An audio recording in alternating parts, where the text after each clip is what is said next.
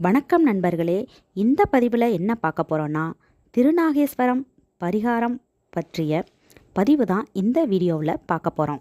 ஜோதிட சாஸ்திரப்படி சனி பகவானுக்கு நிகரான வலிமை கொண்ட கிரகங்களான ராகு கேது கிரகங்கள் கருதப்படுகின்றன.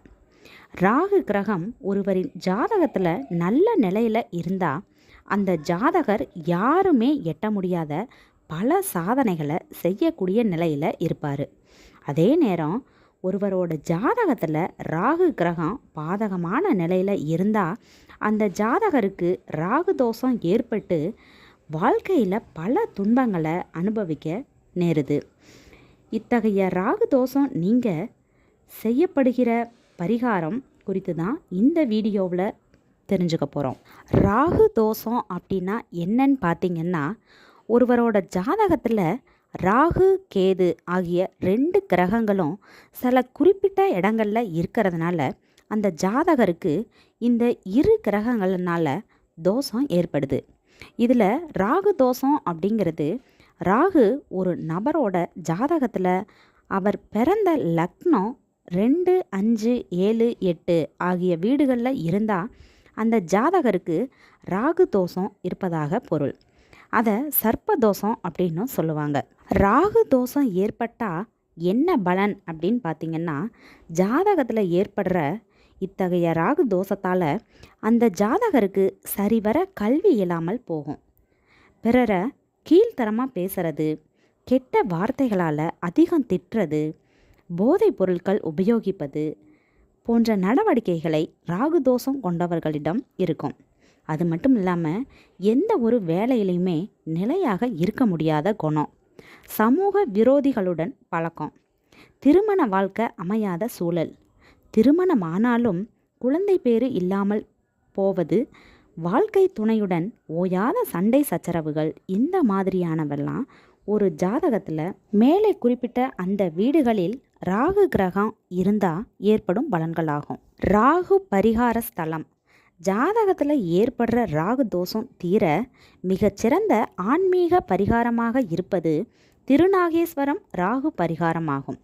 இந்த ராகு தோஷத்தால் பாதிக்கப்பட்டவங்க தஞ்சாவூர் மாவட்டம் கும்பகோணம் வட்டத்தில் இருக்கின்ற திருநாகேஸ்வரம் அருள்மிகு நாகநாத சுவாமி திருக்கோவிலுக்கு சென்று முறைப்படி ராகு பரிகாரம் செய்யணும். திருநாகேஸ்வரம் ராகு பரிகாரம் செய்ய நினைப்பவர்கள் பரிகாரம் செய்யும் தினத்திற்கு முன்தினமே திருநாகேஸ்வரம் சென்று அங்கு இரவு தங்க வேண்டும். மறுநாள் காலை எழுந்ததும் திருநாகேஸ்வரம் நாகநாத சுவாமி திருக்குளத்திற்கு சென்று தலை முழுகி குளித்து ஈர ஆடைகளை களைத்து தூய்மையான பாரம்பரிய வஸ்திரங்களை அணிந்து கொண்டு கோயிலில் இருக்கின்ற நாகநாத சுவாமி மற்றும் கிரிகுஜாம்பிகை அம்பாளையும் வழிபாடு செய்ய வேண்டும். திருநாகேஸ்வரம் பாலபிஷேகம் நேரம். திருக்கோயிலில் ராகு பகவானுக்கு தனி சன்னதி உள்ளது. இங்கு பக்தர்களின் துயர்களை போக்க ராகு பகவான் மனித உருவில் அருள்பாலிக்கிறார். இந்த திருநாகேஸ்வரம் ராகு பகவானுக்கு ஒவ்வொரு தினமும் காலை 9:30 மணி முதல் 11:30 மற்றும் மாலை 5:30 மணிக்கு பாலபிஷேகம் செய்யப்படுகிறது.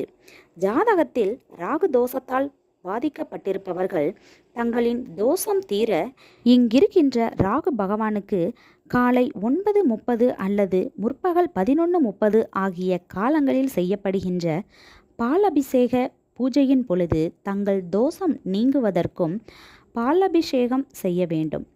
ராகு பகவானுக்கு பாலாபிஷேகம் செய்யும் பொழுது தங்களின் மனதிற்குள்ளாகவே ராகு பகவானை நினைத்து தங்களின் தோஷங்கள் அனைத்தும் நீங்கி வாழ்க்கையில் நற்பலன்களை ராகு பகவான் அருள வேண்டும் என வேண்டிக் கொள்ள வேண்டும்.